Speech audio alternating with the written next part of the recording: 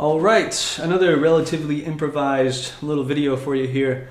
I want to preface it by saying that my aim with this video isn't going to be to convince you that relationships are bad and that they're more trouble than they're worth. Long-term relationships in particular, you're better off just staying away from them. Marriage especially, you're better off just avoiding that at all costs. That shit will fucking ruin your life, especially if you're a man. I'm not going to attempt to convince you of this in this video for multiple reasons. But what I am going to attempt to do is sort of highlight, to underline a very common, a very severe consequence of this just general innate short-sightedness that many of us human beings suffer with, especially in the younger years of our lives, like 20s, like in our 20s, when we will make, some of the most consequential decisions of our lives that will impact our lives for years to come, the entirety of our lives, and will largely determine your suffering, what you will suffer with and what you will suffer for years and years to come. And just how steeply underestimated these consequences are, how overlooked and underestimated they are. That's what I'm going to attempt to do. And yet this is the origin. Again, to highlight, this is the origin of hundreds of millions of human beings. This really short-sighted view of relationships and not even attempting to minimize the risk of, with this life thing, there are so many steps that we have to take. And there's no telling for sure. There's no way to know for sure where those steps will end up leading us. But it's clear that it's worth minimizing the risk of these steps leading us into some very, very fucked up places. Right? It's worth minimizing that. And many people, seemingly gauging their behavior, they don't attempt to do this. So it's clear that attempting to convey these risks and the sheer immensity of these decisions that we will make when we're rather young, and the impact it'll have on the entirety of our lives and lives around us, it's clear that these risks are worth conveying. The question of how these risks are most effectively conveyed, way more difficult question to answer, but this question is obviously worth attempting to answer, and more people should attempt to answer it in general. So, all right, I drew out some graphs, just to kind of keep me focused on the direction in which I want to take this. So, attraction, wrote out the word attraction here, and happiness. And this is the passage of time for each of these, time. So, generally speaking, early on in a relationship, we're going to be on fucking cloud 9. Colors are going to be more bright. The world's going to seem like a far more wonderful place to be in general. And this is largely due to the fact that we have found a new catalyst for pleasure, a new substance in this other person. So this feeling of novelty, this feeling of these warm, bubbly feelings, they're going to be way the fuck up here. We're going to be on cloud 9, way the fuck up. Generally speaking, this is going to diminish with the passage of time. Oh, my marker sucks. Jesus Christ. It was just working. Let's see if the black one's any better. Okay, I'll take it. So it's going to diminish with the passage of time. Obviously, again, I'm not referring to all relationships, and it's not going to be that linear, but it's going to go down gradually. And many people will get off the ride around here, around there. As it's tapering off, they're going to say, okay, well, fuck this. I'm going to find a new source, a new catalyst for pleasure. I'm going to find a new human being that I can indulge in. So they get off around there, But many people don't. And this is obviously for multiple reasons. And a big one, a very substantial one, is this sense of investment and this attachment that's beginning to gradually develop with time. You're pouring in time, energy, effort, emotion. All these things are resources, and along with other resources too. So this is going up. This feeling of investing in this relationship, this other human being. So gradually, you're becoming more involved, you're becoming more embedded, and it's becoming more and more difficult to get the fuck out of it.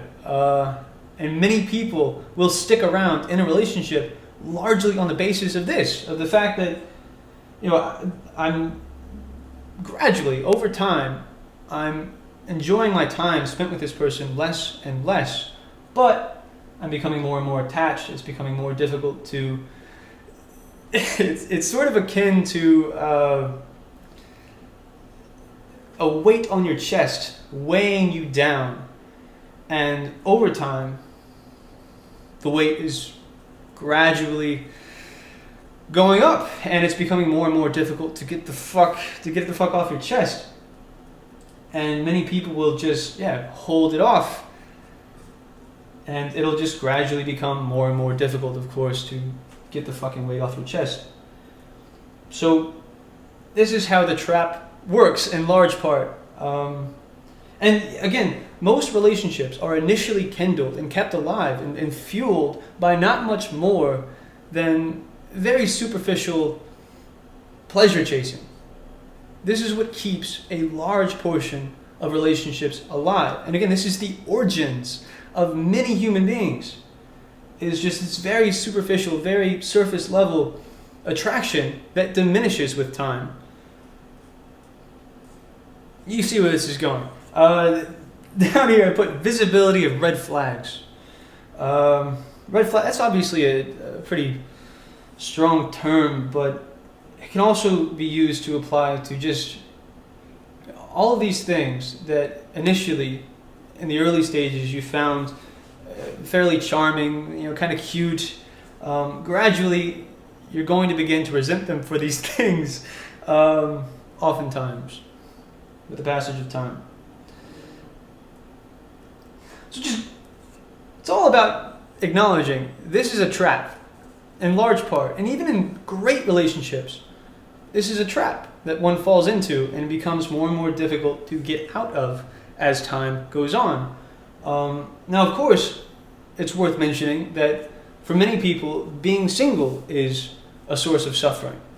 And this is life, right? Life is largely a game of compromise, of bitter compromise, picking the lesser of the evils. Again, we have to take these steps, and there's no telling where these steps will lead us. But it's worth attempting to walk in better directions than we otherwise would have went in, and then many people don't attempt to do that. They are just completely lacking in foresight. They have no conception of the fact that there is going to be a future. Odds are they're going to be alive 5 years, 10 years, 20 years from now. And what they do now will determine what their qualities of life will be, in large part. And this heavily applies to relationships and sex. And and many people, like I said, the origin of many human beings, they will have their child at these very early stages, stupid marker, of when the attraction, the happiness is still quite high and the investment attachment is relatively low, but then they'll have the child and the attachment, the sense of investment will fucking skyrocket. Because what greater form of attachment is that, right? The creation of a new human being with another human being. And as this investment attachment skyrockets, oftentimes the attraction and the happiness will just fucking fall steeply, just straight down, very soon after having a child. I think that's worth mentioning. I don't know. Like I said, this is pretty. It's basic shit, but it's very commonly overlooked, and it's not talked about enough. It is talked about, but I don't think this can be stressed enough because human beings keep doing dumb human being shit. Right? I don't know. Yeah, it's largely futile. Maybe entirely futile. People are going to do what they're going to do. But, I don't know. I like making these stupid videos, so I'm gonna keep doing it, even if it is pointless and doesn't result in any constructive outcomes in terms of the behavior of other human beings. But in summary, right, it's just, acknowledge the fact that this is a trap. You're falling into a trap. And the severity of the trap is often completely overlooked, underestimated, and the cost that this will come in at a price of suffering inflicted upon yourself, but also the lives of those around you, is, again, severely underestimated. So it's worth attempting to fall into the right traps. If you're going to fall into the trap of love, of relationships, if you're going to fall into the marriage trap, at least do it with someone that you actually value as a human being, right? If you're going to voluntarily step foot into hell and continue to gradually go down into the depths of it, you want to do it with someone that you actually like as a person, respect, value. And many people don't do that. Many people go straight to hell with someone that they don't even give a fuck about. And that's a bad thing, in my opinion. I don't know, fuck this video.